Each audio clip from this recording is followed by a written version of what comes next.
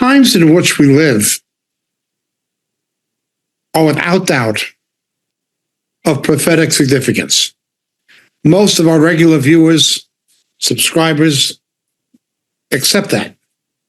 Many saved Christians accept it.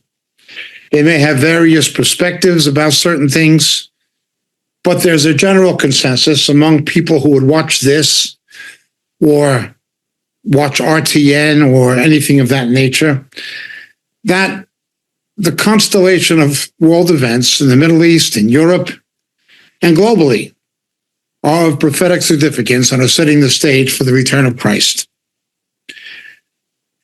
Many Christians are looking at things like robotics and artificial intelligence and are beginning to, I suppose you'd say, speculate, though not conjecture, but putting two and two together, begin to see how something like the image of the beast could become a practical possibility in Revelation chapter 13.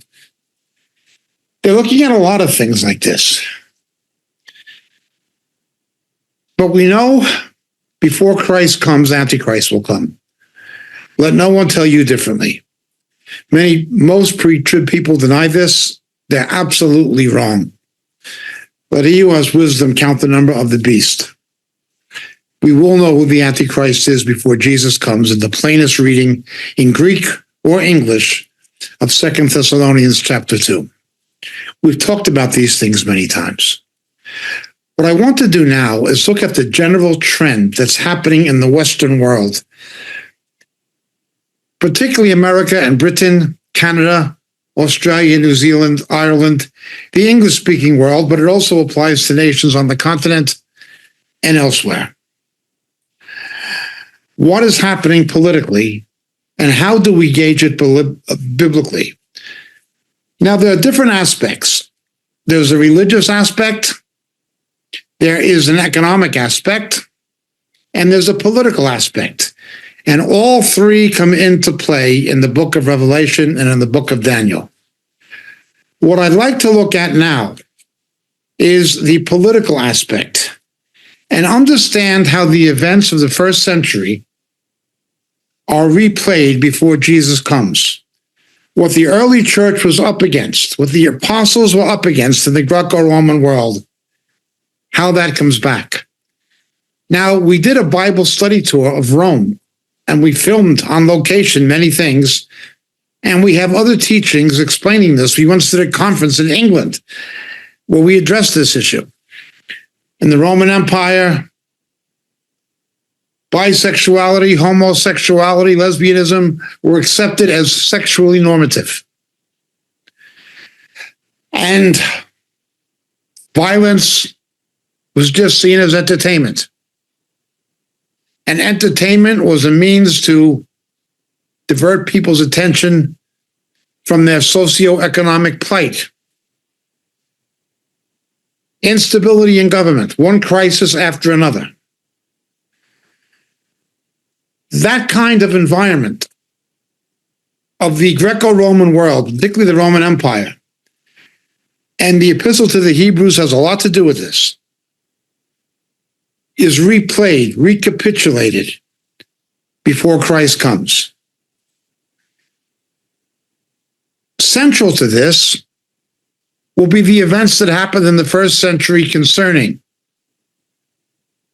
the Roman Empire coming to destroy Jerusalem.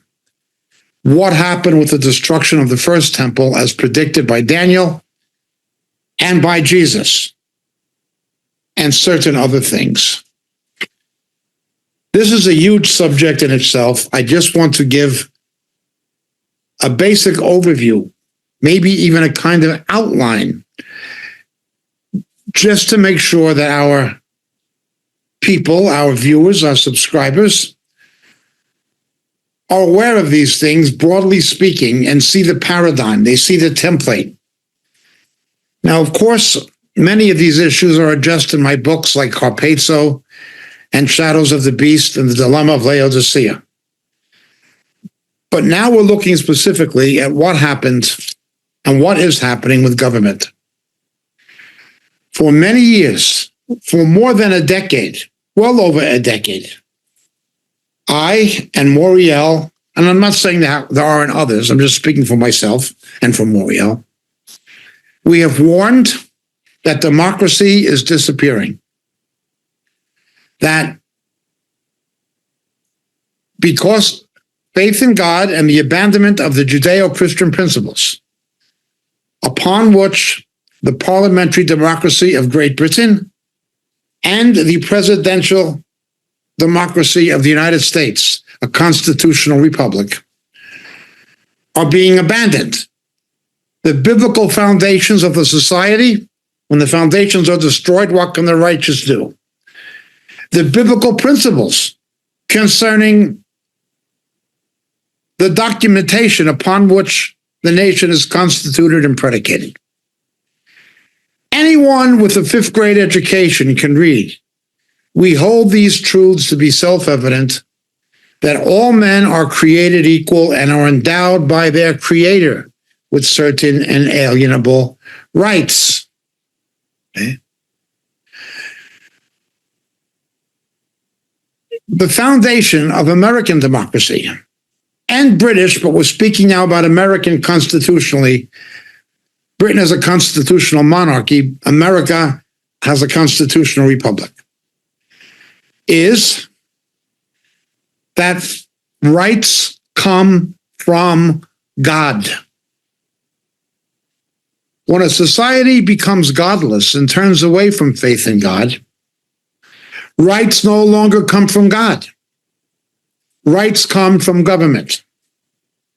A supreme court replaces a supreme being. Let's begin with Israel's theocracy. The church is not a theocracy and will not be until the millennial reign of Christ. The Judeo-Christian principles of Scripture are to be brought into government and economy and culture.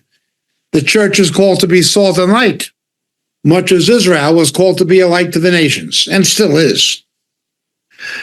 However, what we have is a constitution based on biblical principles. Okay. When the biblical principles are gone, what happens to the constitutional republic? Well, let's look at the primary features of government as God first ordained it for Israel. There was a kind of Noahide covenant that involved government before that, but we're talking about a nationally constituted government for a nation. One, it was predicated on a faith in the true God. It was predicated on the faith in a true God. Hence, the American Constitution and the Declaration of Independence and what follows, the Bill of Rights, the amendments,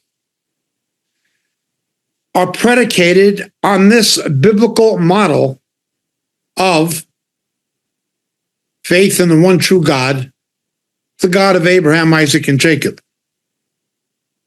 No, by no means were all of the founding fathers of the United States Christians, even nominally. Thomas Jefferson was a deist, but he still believed in biblical principles. Thomas Paine, Benjamin Franklin, they were essentially agnostic, but they still realized the moral value of biblical principle. Others did believe in the Scripture. How many of the founding fathers of America were regenerate and how many were not is another matter. And then there is also the controversy that while talking about freedom and democracy, they did not extend that to their own slaves, but more about that in a bit, at least in the South. So, the fundamental premise of government as God established it was a faith in him. The second was The Torah was the constitution of Israel. The Torah was their body of statute law. The Torah. All government had to operate according to the Torah. And everything from public health to education to taxation to the criminal justice system, it was all based on Torah. The Torah gave the Jews a higher standard of education, a higher standard of health, and a higher standard of freedom and social justice than the Gentile nations. The Code of Hammurabi and other such bodies of law were not so benevolent towards the masses. They had common ground with the Hebrew scriptures and the Torah, but the Hebrew scriptures emphasizing monotheism. The land was seen as God's, the people were seen as God's, not yours. Hence, the Hebrews in the Torah could not allow slavery. They couldn't allow it. Only indenturism. You could not enslave another believer. And if a non-Jew converted to the faith in the true God, he was a Jew, had the same rights as a Jew, basically. They did not allow slavery. On the year of Jubilee, they had to go free, and while they were in the service, they were known as a bondservant. They were legally bound by contract to work for somebody until the year of Jubilee or something like that. But they had rights. You knocked one of their teeth out, they were free. Much higher standards of education, public health, social justice. The Jews were not to eat foods that we know now with modern microbiology could be lethal. Diseases like trichinosis and botulism. In that climate, without refrigeration, eating pork products, eating certain shellfish products would make someone sick, even deathly sick. Now, there's more to the dietary laws than that. We have a teaching, recorded teaching called Kashrut and Famine, the typology of the dietary laws. The main purpose was not public health and nutrition, but that was that aspect. In the pagan world, literacy, as I've said before, was for the aristocracy, the nobility, royalty, pagan priesthood, military commanders. The Jews, the Levites had to make sure every Jew could read the Word of God, read the Torah. And the Levites were to make sure all the people were numerate. They had to be numerate and literate to practice their faith. Much higher standard of education, public health, and social justice. Much higher. Next feature. It was decentralized along tribal lines. We can think of the tribes also as shires, as provinces that were semi-autonomous. There was subsidiarity. As long as they abided by the Torah that united all the tribes, they could govern their own affairs. And each village had the elders at the gate. The emphasis in the Torah was on local government and regional government, not on central government. Central government functioned, first of all, to have common holy days to keep the Hebrew feasts, particularly the pilgrim feasts. That required a cooperation between the tribes. For Passover, for the Feast of Booths, Hag Sukkot, and for Pentecost, Hag Shavuot, and certain other things. Secondly, they were to have a unified army. God would use the Philistines or somebody, the Amalekites, somebody,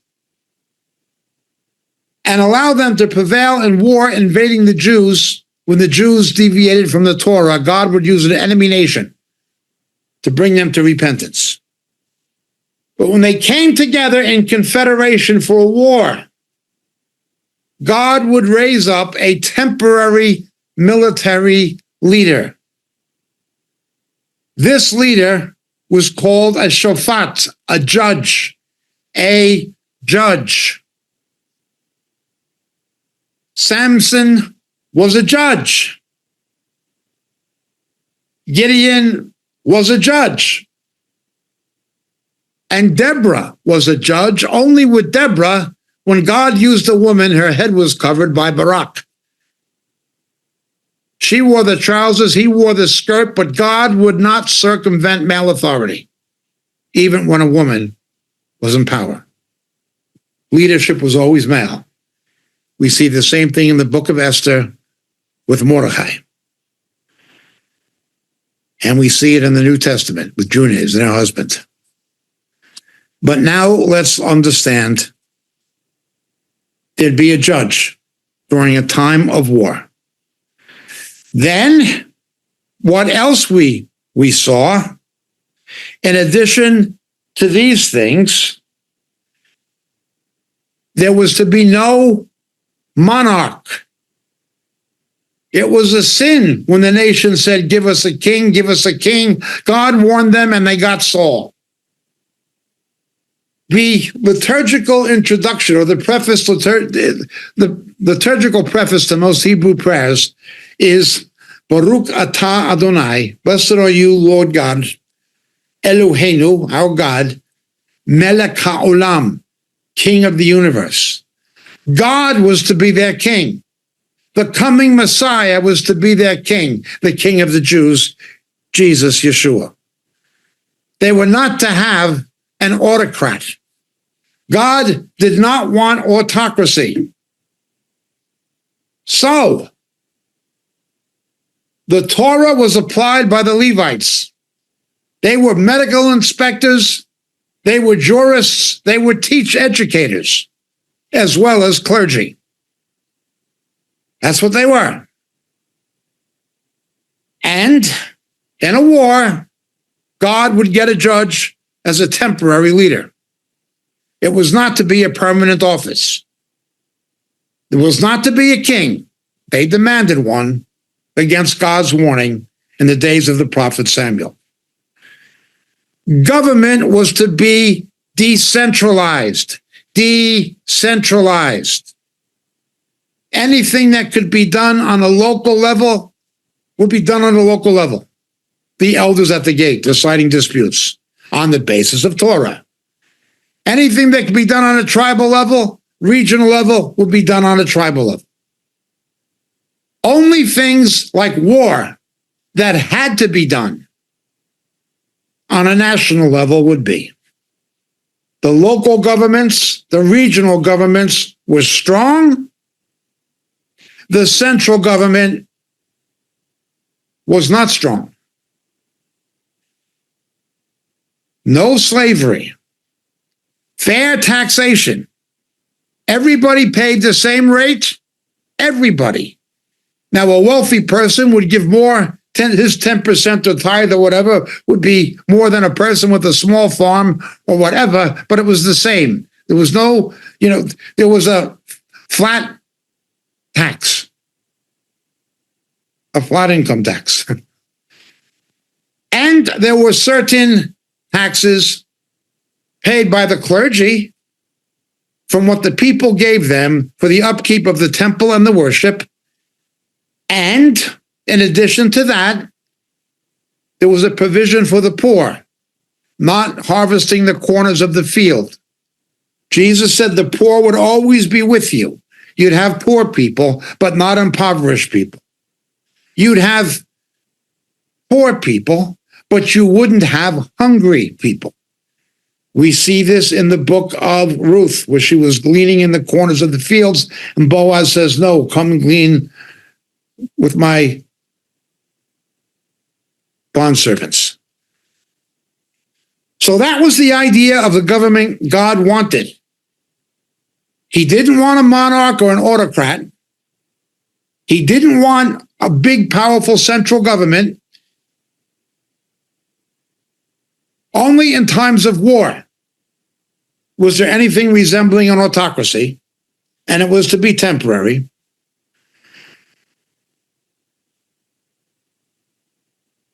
Everything was predicated on the faith of God, and things like healthcare and education and provision for the poor, all of that stuff, healthcare, education, provision for the poor, and tort law were decided on a local magisterial level. These biblical principles were applied in both Britain and America at different times in different ways. The state school system in Britain, we don't call it public school in Britain. Public schools is an exclusive private school in Britain. You say state schools. Didn't exist.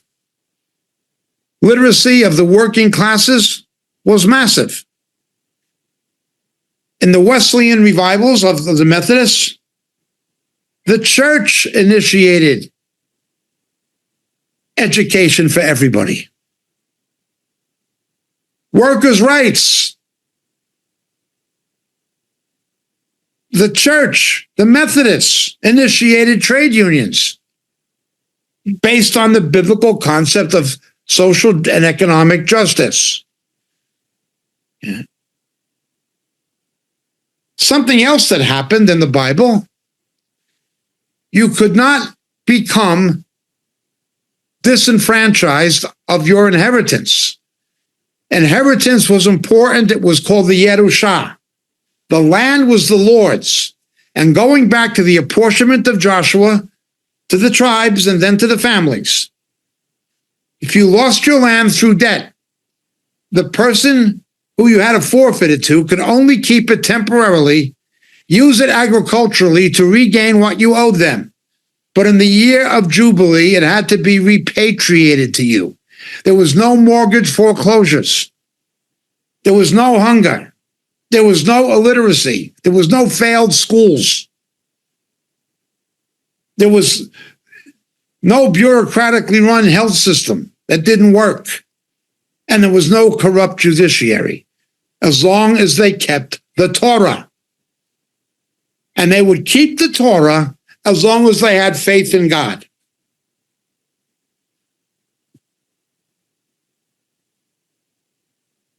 Where do we go from here?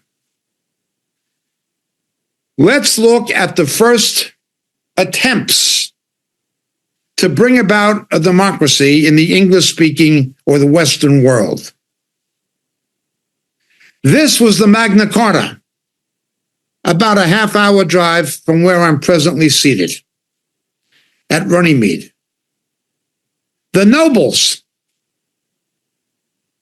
made a charter based on a belief in God now that limited the power of the monarchy.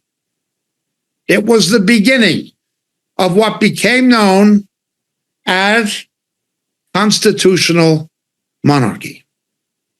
Okay, here in Britain, it was the first. However, it combined biblical influences with non-biblical concepts of democracy. Let's go to ancient Athens. The Greeks had a kind of democracy, demos, of the people, crassy rule. However, it was a plutocracy. A plutocracy. Only the plutocrats, the wealthy, could vote. Slaves had no rights whatsoever. It was government by the wealthy. When Rome was a republic, the society was divided between the patricians, above which was the Senate and eventually the imperial family. But the patricians, they were the elite. And the ordinary Romans, the plebiscites. Under them was the slaves. This was Rome. When Rome was a republic, it was the patricians who controlled the Senate. Virtually, if not totally, every member of the United States Senate is at least a millionaire. Most of them are multimillionaires. It was a patrician idea of democracy. So when the Magna Carta happened, there was this Greco-Roman elitism. You had the patricians and the nobles, the lords of the land. They were plutocrats. They united, and King John acquiesced. That was the beginning of the end of monocracy.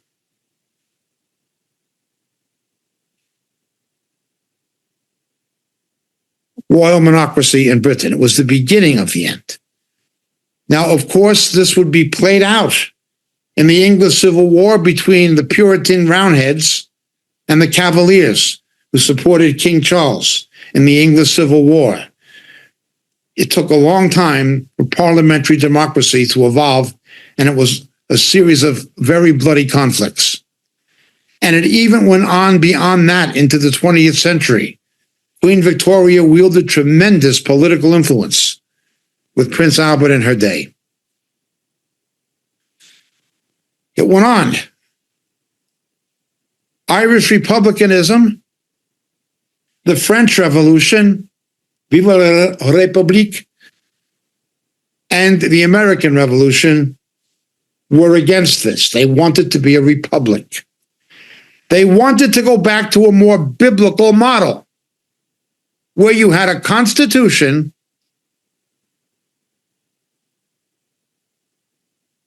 and empowerment of the people based on the Constitution.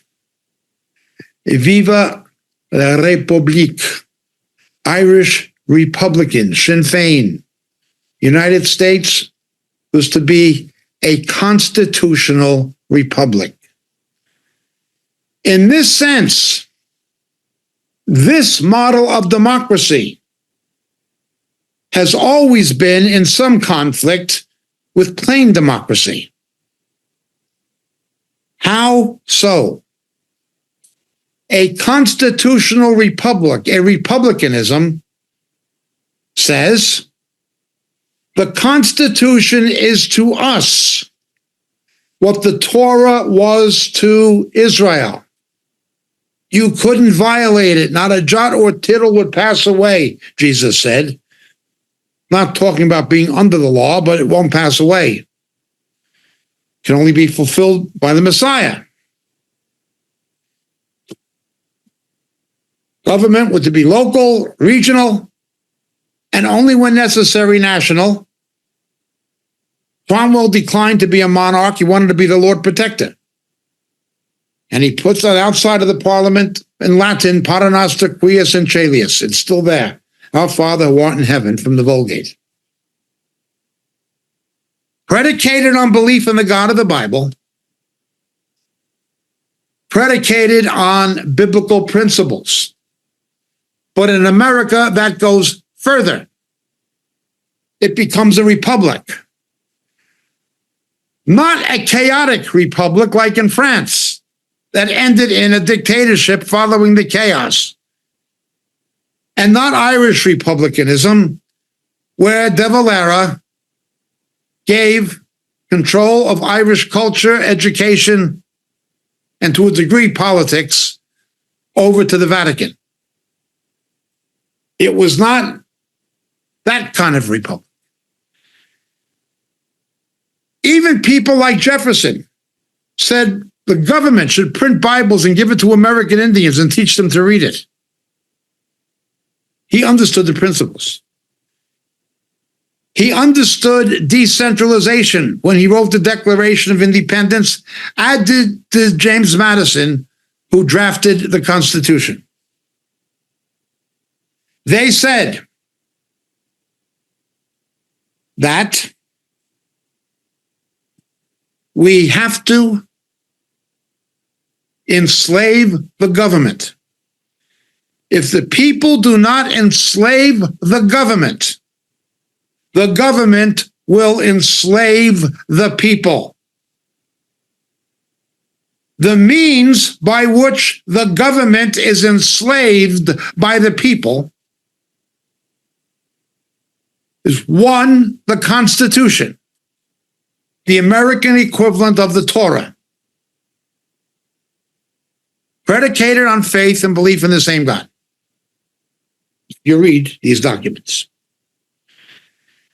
And two, the vote. The judiciary was to apply the Constitution the way the Levites and later the Sanhedrin, who corrupted it, were to apply the Torah. It followed a very biblical model.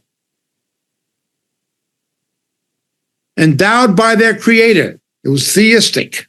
They believed the same God as the God of the Bible. Even to the deists among them. Secondly, a republic said, the Constitution. We have to uphold and defend the Constitution. You must swear to defend it. Much the same as the Hebrew prophets kept saying, Torah. You must defend it. Man's laws are based on God's laws.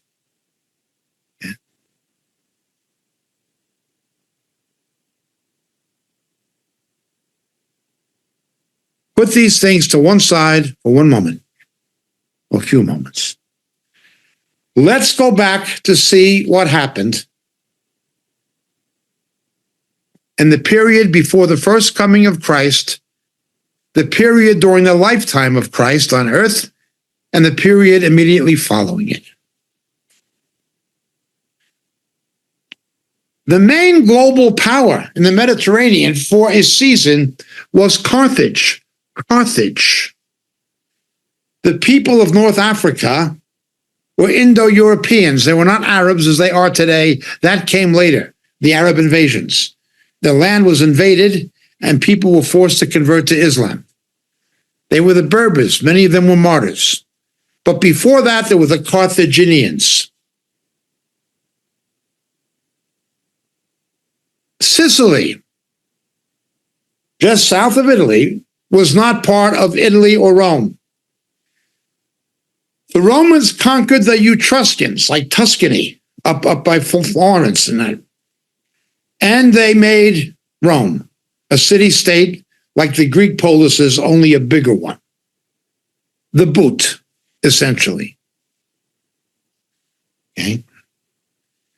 But then Sicily, and then they got later, it was Corsica and Sardinia. But then it was Sicily that was the problem. A corner of Sicily was Greek. It is where the greatest intellect of the ancient world was. Among other things, he was not a military genius, but a master designer of weapons. His name was Archimedes.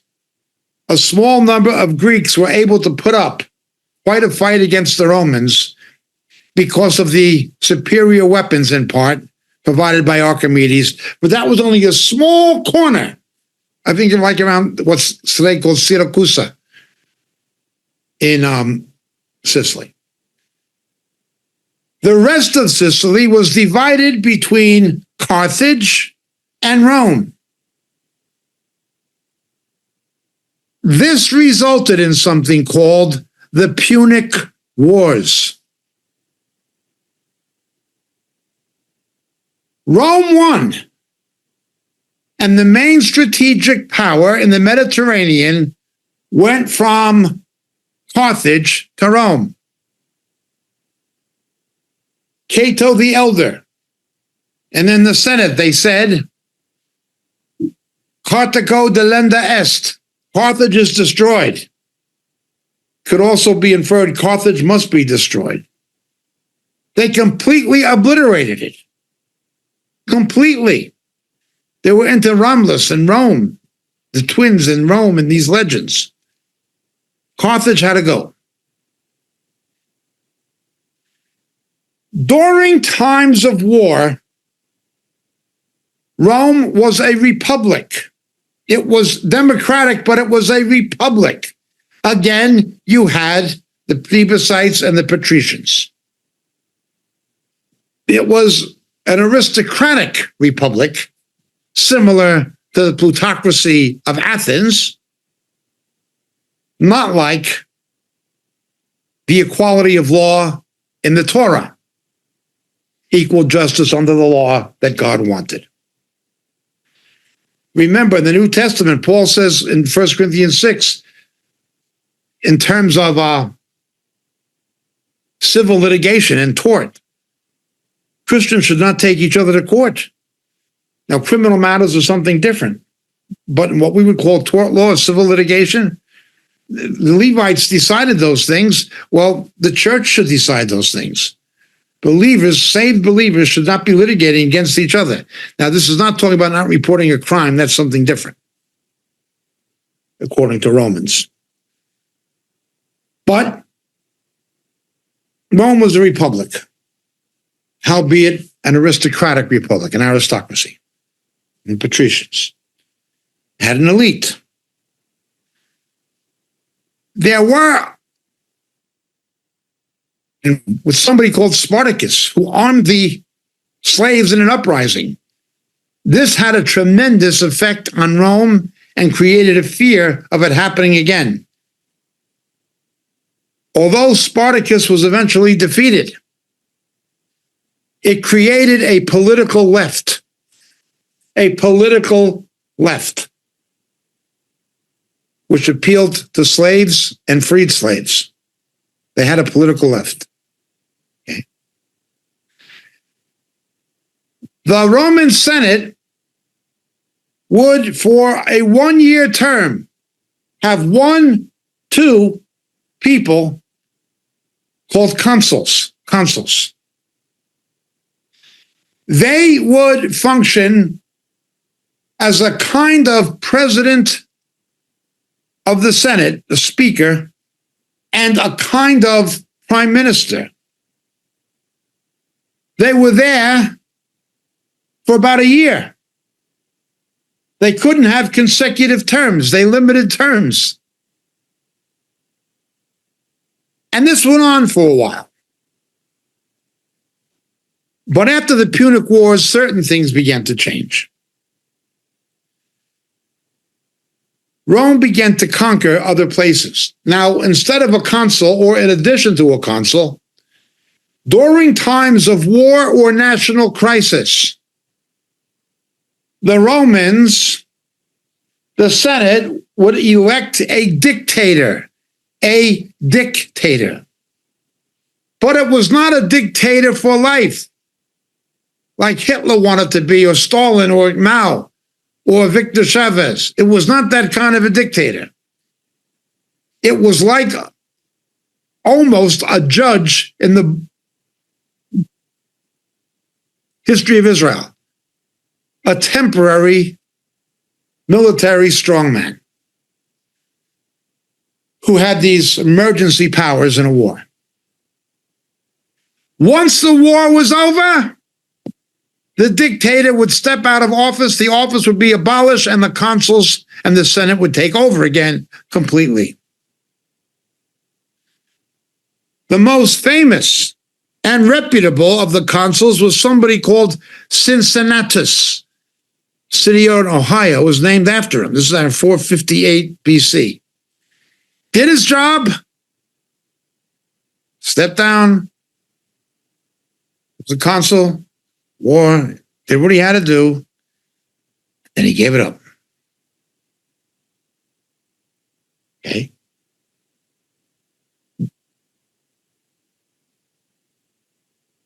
But things began to change.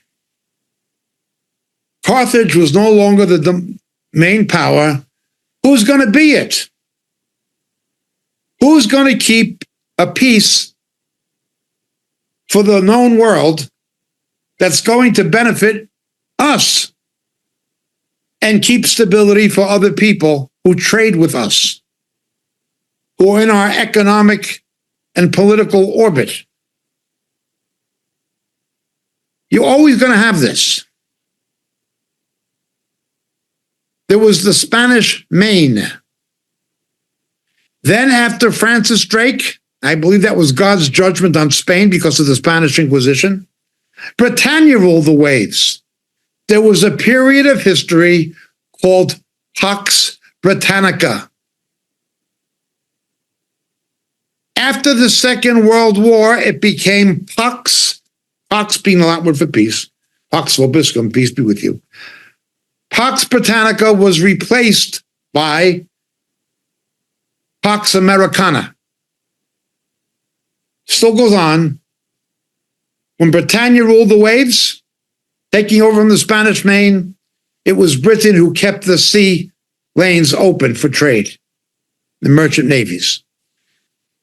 Then it was the United States. All this stuff you see happening in the South China Sea and now with the Houthis in the Dead Sea and in the Straits of Hormuz and the American Navy and the British, that's just Pax Americana and Pax Britannica, okay? There's always going to be somebody. Well, after Carthage goes, there becomes a trend towards filling this vacuum, stopping heathen nations from taking over, as they saw heathen nations. This was Pax Romana. Pax Romana. Rome would keep the peace. And they began to do things that they didn't used to do. When the Romans would conquer somebody, they would loot the place, pilfer it, strip it of its booty, and bring it back to Rome. But then they began to do something invented by the Assyrians in Mesopotamia and copied by the Babylonians and then the Persians. They began to annex the other lands that they conquered. They began to annex them. In this situation emerges Julius Caesar, deified posthumously, effective general. Julius Caesar does something nobody ever thought to do. He was not going to be like Cincinnatus much earlier. He wanted to become a dictator that would be a dictator for life.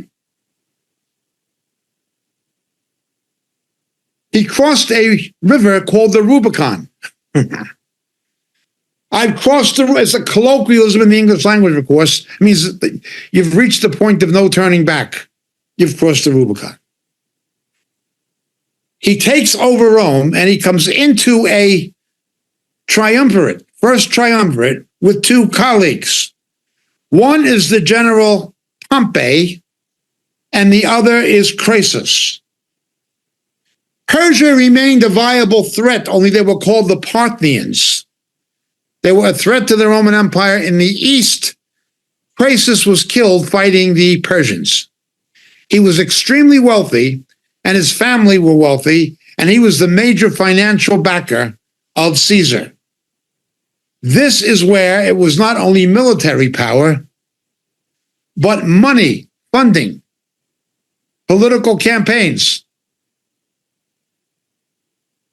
became the name of the game. Whoever paid, the piper called the tune. Crassus, his family, other patricians, other wealthy Romans would have political influence with the dictator. Money talks. This was the beginning of the end of the Republic. Now remember, a dictator was only selected during times of war, much like the judges of Israel. Once the war was over, that was it. His tenure was completed. His job was finished. Thank you very much. Now it's business as usual. Power is invested wholly now in the hands of the Senate and the consuls they elect. That was it. So what do you do if you can only have a dictator in time of war? Quite simply, you have perpetual wars. You put Rome on a permanent wartime economy.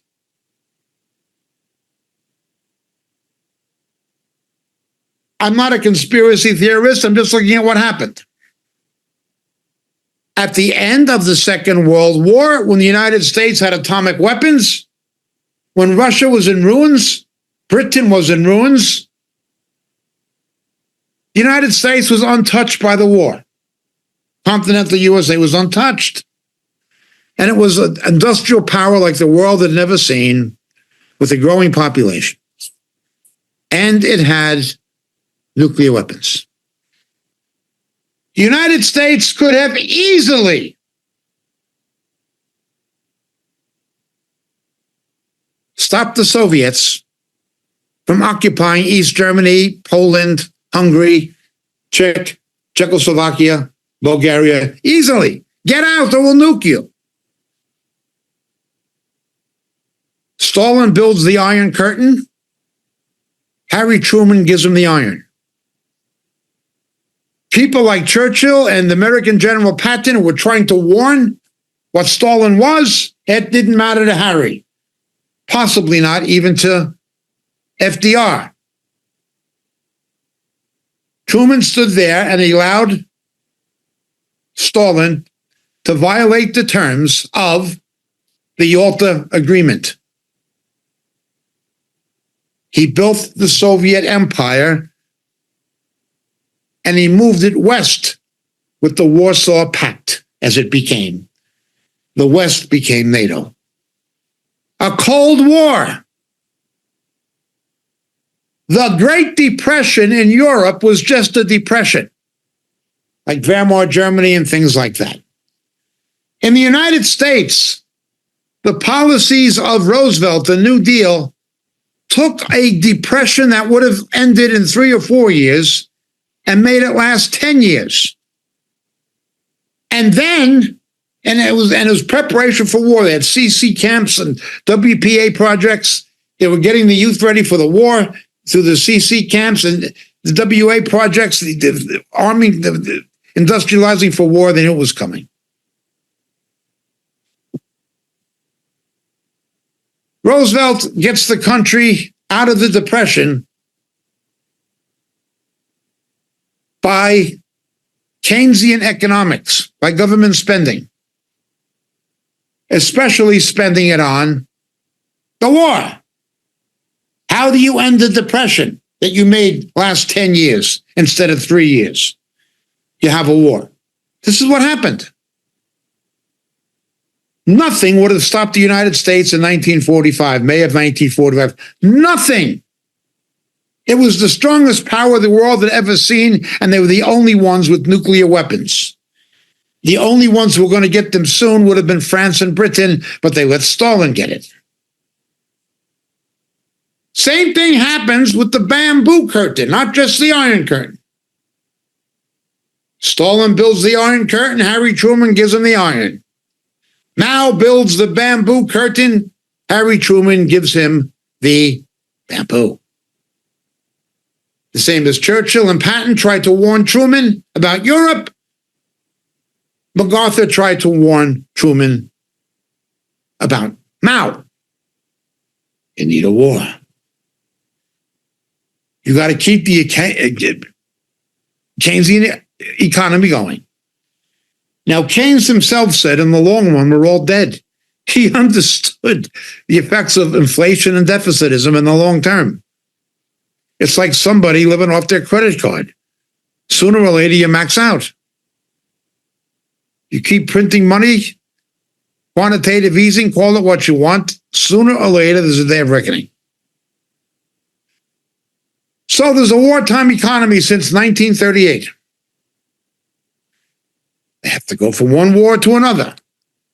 Wars that could have been avoided had what should have been done at the end of the Second World War.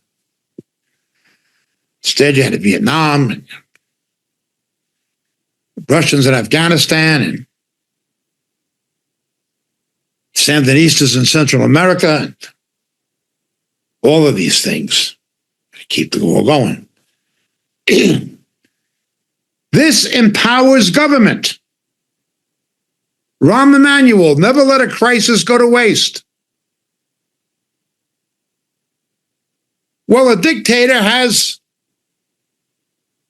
certain war powers, emergency powers, that restrict the normal freedoms guaranteed by the Constitution.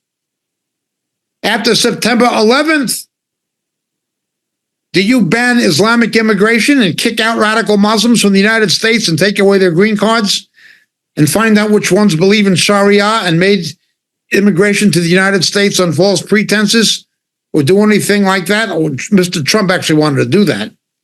No, George Bush lets them keep coming in on an express visa program after September 11th. So every time you get in an airplane, your Fourth Amendment rights are being violated.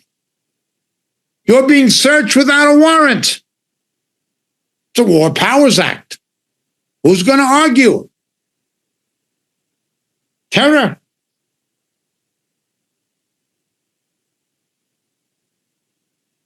Deprive the people of their rights. The Patriot Act. The deep state, the NSA spying on American citizens' communications. It's interesting that Barack Obama did not want to violate the rights of privacy of the San Bernardino, California terrorists. But they spied on Americans.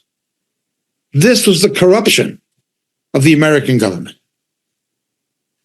You get a dictator. They don't call him that, but constitutional rights are violated regularly. Being right now. Muslims attack the White House. Do you declare martial law and read the Riot Act and say disperse? If you attack the White House, we're going to open up with automatic weapons and kill you? No. No. Do you even round them up for deportation? No. When you have radical Muslims in New York at the World Trade Center that radical Muslims blew up, protesting in favor of Hamas, saying Allahu Akbar at the ruins of the Twin Towers, what do? Nothing. When the Capitol Police allow protesters to come into the Capitol and show them around, you call it a resurrection and mount a bogus prosecution of American citizens. Just lie. That terrible liar from New York, Alexandria Ortega-Cortez, said she had to hide in her office in the Capitol. Her office isn't in the Capitol. It's across the street in the Rayburn building. She just lied. I heard Kamala Harris lie about it. They're putting American citizens in jail with no bail for being there. Democracy's disappearing.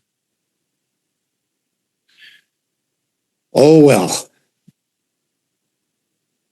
There is a reaction to what happened with Julius Caesar. Many people, even many patricians, and a number of people in the Senate were afraid Caesar was going to make himself a monarch now that he was already a dictator.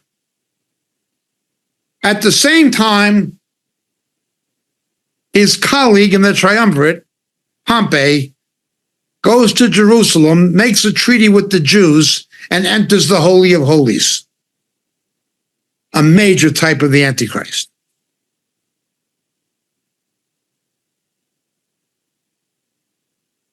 There's people in the Senate assassinate Caesar. His heirs, Mark Antony, avenge him, going after those senators who killed him.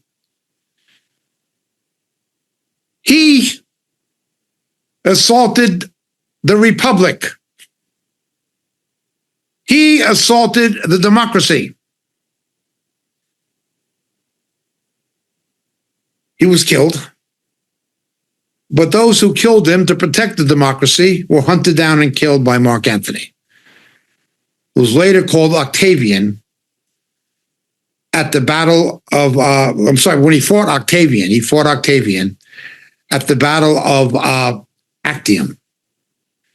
He was aligned with Cleopatra, who was actually a Greek Egyptian, not an Egyptian as we think of them.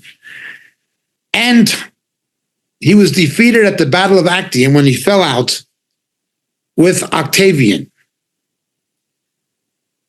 After Caesar goes, a number of things happen. Octavian is honored by the Senate with the title Augustus, meaning like the Great One. He becomes Caesar Augustus. While Caesar was later deified by the Senate posthumously, Octavius is deified by the Senate while he's alive, a god, an emperor who's a god, legally. And it is him, Caesar Augustus, who is the emperor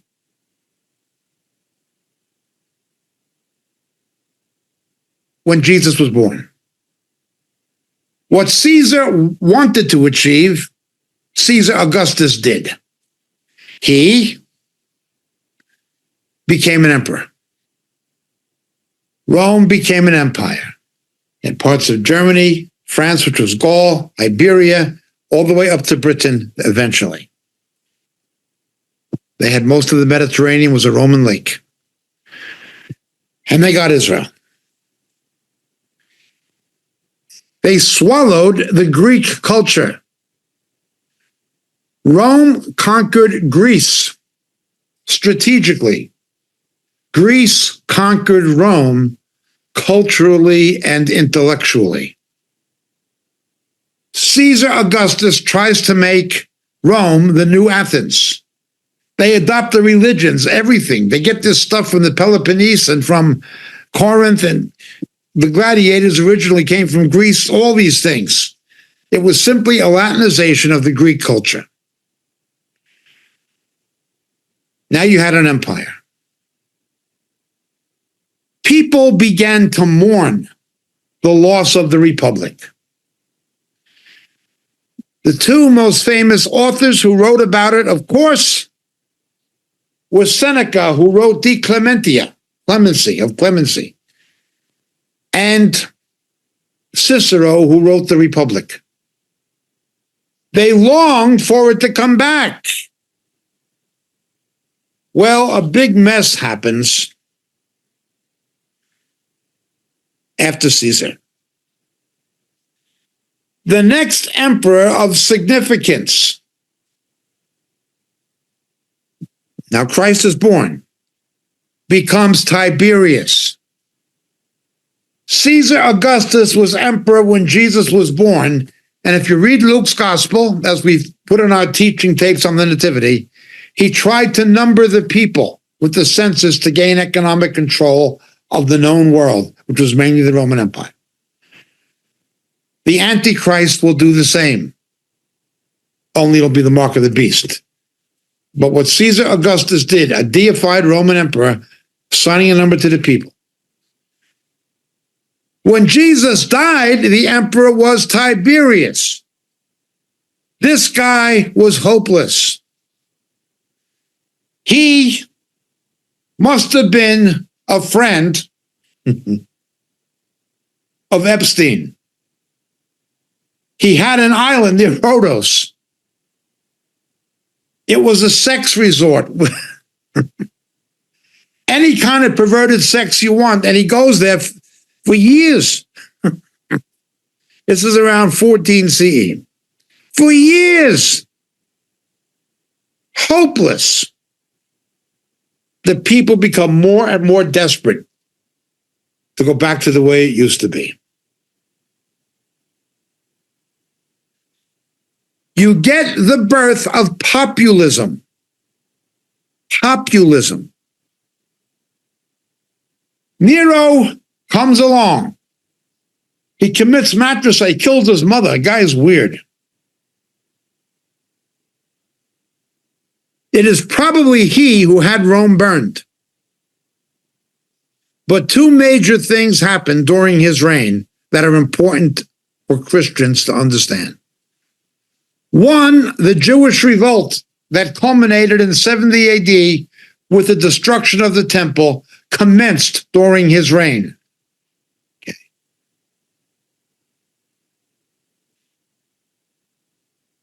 Now, there were other emperors. For the sake of time, I won't tell you, but Claudius kicked the Jews out of Rome because they were having riots against believing Jews who believed in Christ. And there was a demon-possessed madman named Caligula. They were actually performing sex change surgery on little children to call boys girls. Marries a little boy, and that becomes his wife. This stuff is not new. What Epstein did with the politicians on the island, this is not new. All this stuff happened in the first century.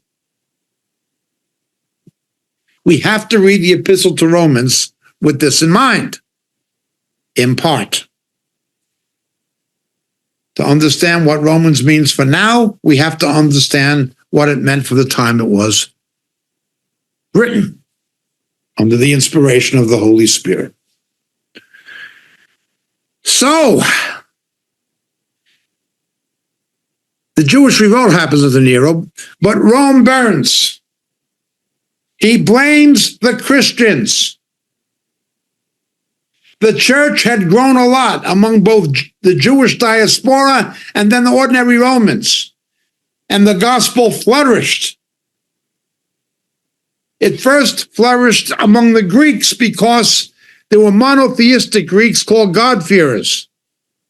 But they were not full proselytes to Judaism because they didn't want to undergo circumcision. When the gospel came, they could have the benefits of salvation and faith in the one true God now that they had the scriptures in Greek and the Septuagint in their own language. And these people flocked into the church. This trend goes across from the Peloponnese, from the area around Patri to Brindisi, and up to Putelli, near the Bay of Naples, and goes north to Rome. Causes all kinds of friction in the Jewish community that was in Rome, but the gospel grows.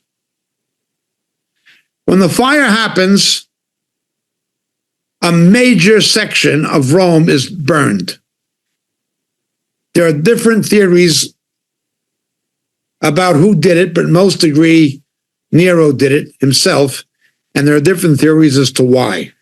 He wanted to do a new real estate development and all kinds of stuff. But he blamed the Christians. Persecution of Christians had been local before this. Now it becomes throughout the empire, virtually, almost. Begins to spread from Rome. Now the first global, almost global, at least throughout the whole empire, real persecution was with the emperor Domitian at the end of the first century when the book of Revelation was written. That was everywhere. But this was a big persecution in Rome that had ramifications. Vespasian, of course, brings the temple artifacts back to Rome. You can see this on the Arch of Titus. The whole thing with Titus and Vespasian. Then, under Nero, Peter and Paul are martyred. According to church history, Eusebius and so forth. And the people begin to long for a republic. Nero has a game. Remember, there was the rebellion of Spartacus. It had been some time before, but people knew about it. And Rome was never the same again. He begins to take what was then a radical left-wing position and incorporate it into his agenda as emperor. He misrepresented himself as an emperor for and of the people and for the poor. He even said slaves can bring charges against their masters, the way the Jews could under the Torah. He begins to look benevolent. But then he shows his true colors. The Antichrist will do the same. He'll begin to look benevolent and care about social justice until he gets power. He plays those people for his stooge. Much the way that, and I didn't always agree with the guy by any means, but what Malcolm X said, the Black American, warned them, beware, the worst thing that can ever happen to you is white liberals. He understood that they would use blacks as stooges. That's what they do. Just look, everybody knows, under 2 terms of Barack Obama, the average Black American family income declined by $900. After 2 terms, after 8 years, the average Black American family's income went down by $900. Blacks are told to hate Trump. What they don't tell them is Black unemployment was at a record low under Trump, and Black family income went up by $1,000 in the first 11 months of his presidency. I'm not campaigning for Trump. I'm just saying what happened. They played the left for stooges. They pretended to care about them, but they were simply what Stalin called useful idiots. That is how they looked upon the poor people and the slaves and the less affluent plebiscites. Now, why would a billionaire like George Soros fund the political left? It's in his own interest somehow. It's about political power. The republic was gone. You've got to get rid of the republic. You've got to get rid of the Constitution. The same as the backslidden kings of Israel, the worst of them, Rehoboam, Jeroboam, Manasseh, got rid of the Torah. You've got to get rid of the Constitution. Get rid of the Second Amendment. Get rid of the Fourth Amendment. Get rid of it. Centralize the government. More and more power in the hands of the central government. Rights do not come from God. Rights come from government. Instead of the children being taught by biblical principles of education, as the Methodists did in England, as the Levites were to do in Israel, no, you indoctrinate the children in godlessness, about moral values, sexuality, whatever. Instead of a health system that was to be there with the understanding that God is the author of life and people are his, the way it was under the Torah. No, it rather becomes abortion, sexual conversion therapy for underage children without parental consent. It becomes godless and corrupt. Instead of having a judiciary that operated along biblical lines on the basis of Torah, you get unconstitutional judiciary, activist judges who do not make judicial decisions, they make political ones. It becomes ridiculous. In the time of Jesus, the Sanhedrin was corrupt. I recall when Chaim Cohen, at that time president of the Israeli Supreme Court in the 1970s, he brought some legal academics together, Jew and non-Jew, Israeli and diasporic, to do an academic review by legal scholars and legal historians into the trial of Jesus. This is the Israeli Supreme Court. The Chief Justice, or the President, as he's called, the Nasi of the Israeli Supreme Court, the equivalent of the American Chief Justice, or the British Lord Chancellor, I believe, not of Treasury, but of Justice of the courts. He says the trial of Jesus was completely illegal by both Roman and Jewish law. This is the Israeli Supreme Court. The Sanhedrin used the judiciary for political reasons. And the people were incited.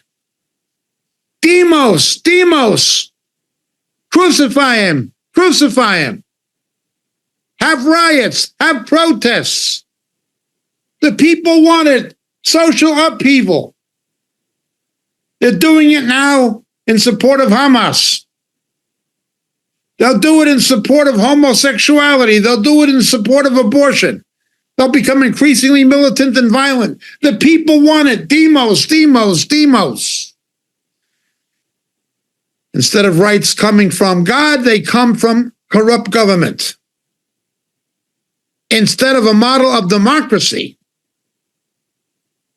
based on law, on constitution, it becomes based on political expediency and whatever the public can be manipulated into believing. You wind up with, when you get rid of the Constitution, it's like when you got rid of the Torah. What happened when the Jews got rid of the Torah? Read the book of Amos. Things like slavery increased again. All kinds of injustice. Our school systems are a complete and utter failure. They lower the standards to give high school diplomas to people with an 8th grade reading level in cities like Baltimore. It gets worse and worse. A teachers' union, that is a political campaign fund for the Democratic Party that does not represent bad teachers, only good ones, are disenfranchised. It only represents bad teachers, not good ones. People who are not even qualified to be teachers are getting tenure. When you look at successful school systems like Singapore and Finland, it's not like that. In the United States, it's mainly law, medicine, dentistry attract the highest candidates academically. Well, in places that have good school systems like Singapore, where I've spent a lot of time, and Finland, where I've been, being a teacher is like going into medicine or law. It's prestigious. It's well paid. It's respected. You don't have these morons who graduated from the lower 40% of their class and getting tenure and teaching stupid things that are useless. Somebody with a degree in anything that says studies is useless. Urban studies, women's studies. What do you do with a degree like that? You want fries with this? Those people have no qualifications in the real job market. They can't do anything. It's all stupidity.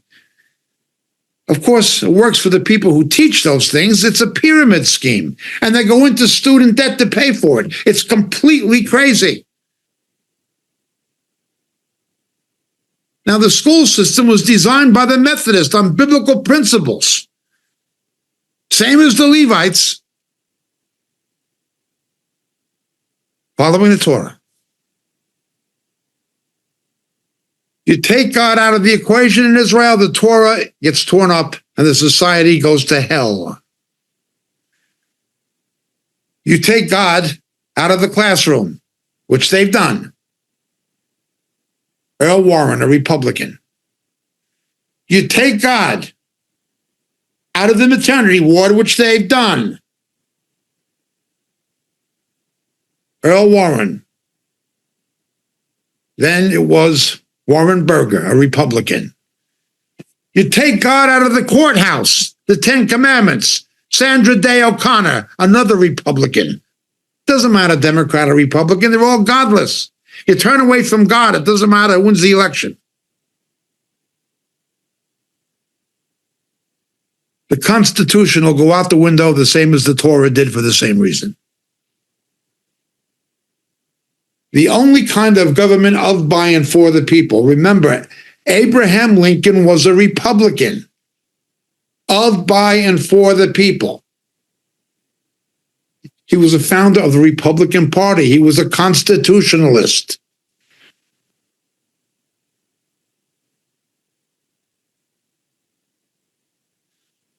Oh boy.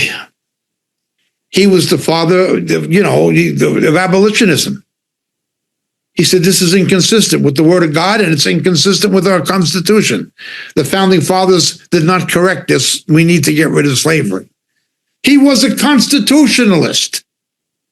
He understood the Torah didn't allow slavery. And Judeo-Christian nation shouldn't allow it either. So you have the Democratic Party of slavery and Jim Crow. And blacks vote for it. Generally. They vote for their own death. I've said this before. Students who vote Democrat vote for their own death. Jews, look what's happening. They're shocked. Half the Democratic Party is against Israel. They're shocked. They shouldn't be. Take the Constitution out. When you take God out, the Constitution will go. The same as when you took God out in ancient Israel and the Torah went. You'll have the same effect. So what do you get when you have a demos? Give the people what they want. One thing is you bribe them with entitlement programs. Government becomes their provider. This begins with minorities. Replace a black father and husband with a welfare check and food stamps. Take away his dignity. Absentee fatherhood. Rights come from government. Food comes from government. Oh boy.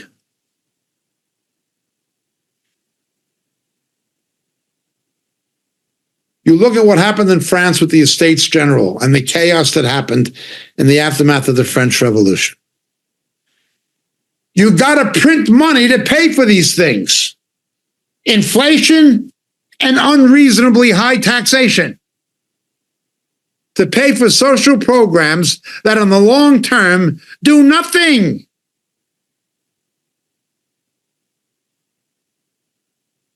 To make the poor upwardly mobile and to perpetuate the wartime economy.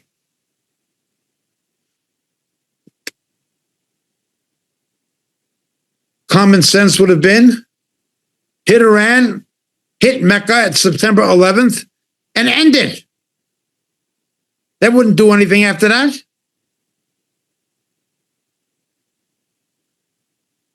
There need not have been a Mao or a Stalin. There need not have been an Ayatollah Khomeini. Wartime economy. This combination of hyperinflation, unreasonable taxation, and moral breakdown in the name of demos, democracy, give the people what they want. What comes of it? There were hyperinflation in the days of Nero. That's how he got power. He pretended to care for the poor. The Republic didn't come back once it's lost. Last week, there was a liar in the United States, a stupid woman. She's either a liar or an idiot, but probably both. U.S. Senator. I think her name is Shaheen. And she misquotes Benjamin Franklin. Democracy, if you can keep it. Benjamin Franklin never said democracy if you can keep it. He said republic, if you can keep it. You can't keep democracy. It'll always come to chaos. Unless it is constitutional. And the Constitution is based on the Word of God and its principles. And there's a faith in God by the people. We must be governed by men, governed by God, or democracy cannot work. Get rid of the Constitution. Ignore the Constitution. Violate the Constitution. The Supreme Court legislates same-sex marriage. It's not constitutional. If something is not addressed in the Constitution, it was for the states to decide. But no, the Supreme Court decided. Roe versus Wade, they finally admitted it was not constitutional. Constitution means nothing. It's demos. It's what the people want, or what they can be manipulated into thinking and saying that they want. Those who make the most noise are the empty barrels. Empty barrels always make the most noise. Well, they got their Napoleon. They got their Nero. They got their King Manassas. You'll always get that. Always. Well, the way it's gone, unless there's a revival, we're going to get it too. Same way, same pattern, same reasons. Democracy versus republicanism.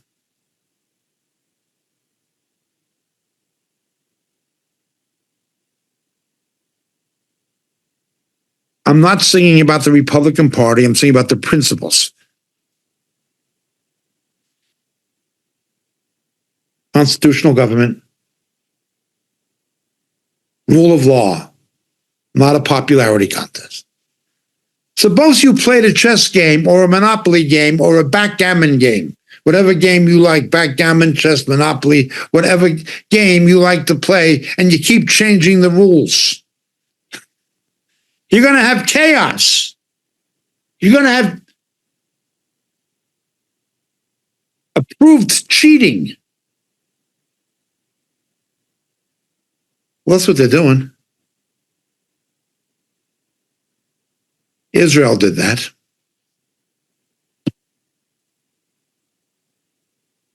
We're doing that. Israel got their Manasseh. France got their Napoleon. Rome got their Nero. Who are we going to get? Ultimately, the Antichrist.